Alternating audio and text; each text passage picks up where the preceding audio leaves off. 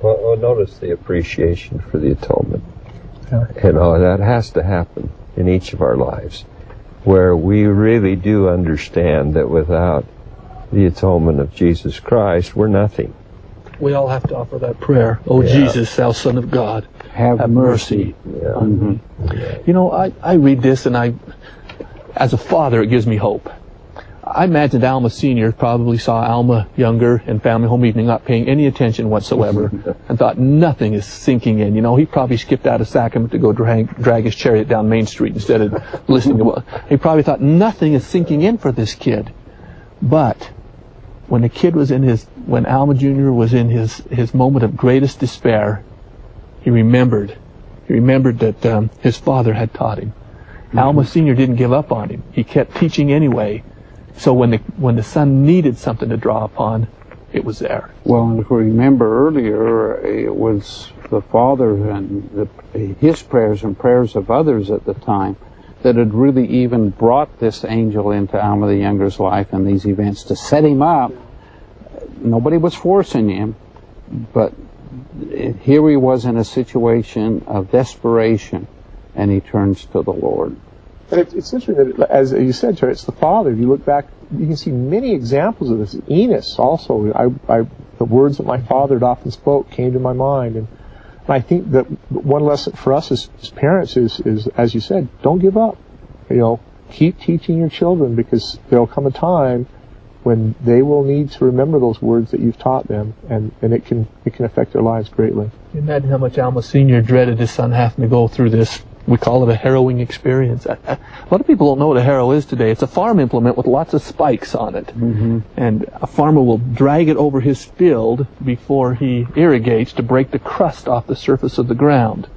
Because if you put water on it while the crust is still on the ground, it'll just run right off. So you can imagine, I'm being harrowed up by my sins. This guilt is just literally ripping the crust right off of him so the Spirit can seep in and help him think about some things his father had taught him. But you can imagine Alma Sr., when he was younger, wished his whole life, wished this boy wasn't going to have to go through that. But seemed to be thrilled when he did. I always laugh when they bring unconscious Alma Jr. to him and say, look, your son's unconscious, and he's delighted.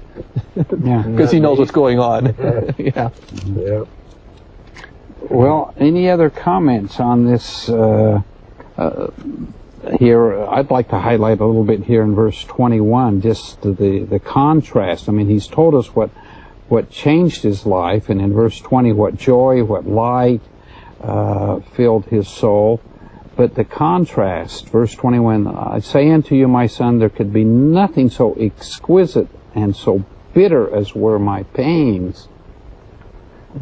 Yea, and again I say unto you, my son, on the other hand, there can be nothing so exquisite and sweet as was my joy.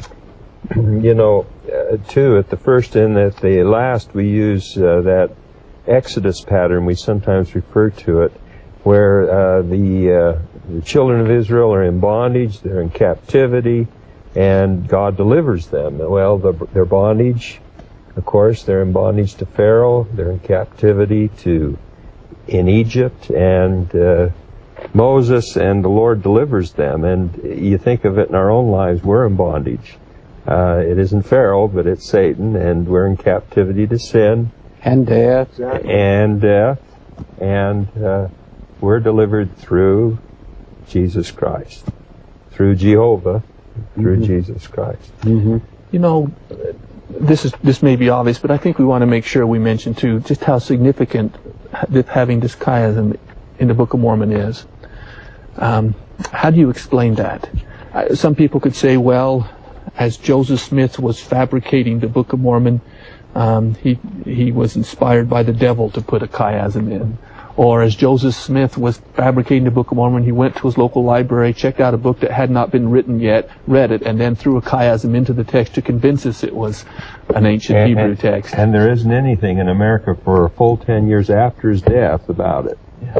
Or maybe the point is, the only tenable explanation for there to be this chiasm in the Book of Mormon is that as Joseph Smith is translating the Book of Mormon by the gift and power of God, even though he's translating it from an abridged text into another language, This chiasm is so well constructed, it persists and verifies it really is a text written by an ancient Hebrew prophet poet. Yes, and the ideas were so clearly and powerfully written then that those ideas carried through beautifully and clearly in the translation, showing an ancient Near Eastern, Semitic, biblical, Hebrew, any number of contexts as far as its origins. It's not something that's a Western New York literary style that one would have learned in the New York frontier.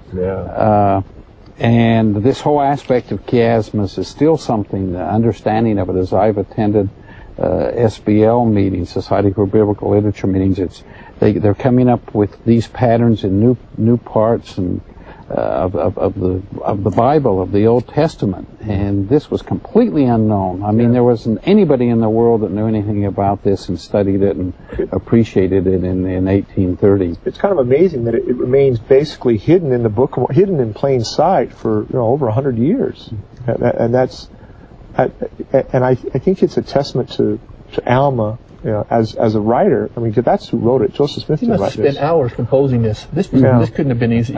Yeah. This is a really polished, what's the essence of my life story? Here it is, my son, and here it is in the record for anyone else to And I'm going to see. tell it in such a way that you understand the most important part is the Savior. And also we ought to appreciate that in ancient times, most often the word of the prophets and all was transmitted orally. It was kind of rare that they actually wrote it down. I mean, King Benjamin, for example, he was originally planning on speaking the message, and only when they couldn't reach everyone did they write it down. And so a copy would be written to be put in the archives, but the basic means by which it would pass on to those that were there, to those that weren't there at the occasion, to those of the next generation, was usually learning to memorize it. And having this as a pattern makes it a lot easier to remember it. If you had no other evidence the Book of Mormon was true, intellectually, Alma 36 should be adequate. We have a lot of other evidence and witnesses, but intellectually, that's enough. It is. Now, what else does he have to say to his son? Now that he's giving him the essence of, son, this is who I am and what I've been about and what hopefully you'll be about, what helps and aids does he have for his son?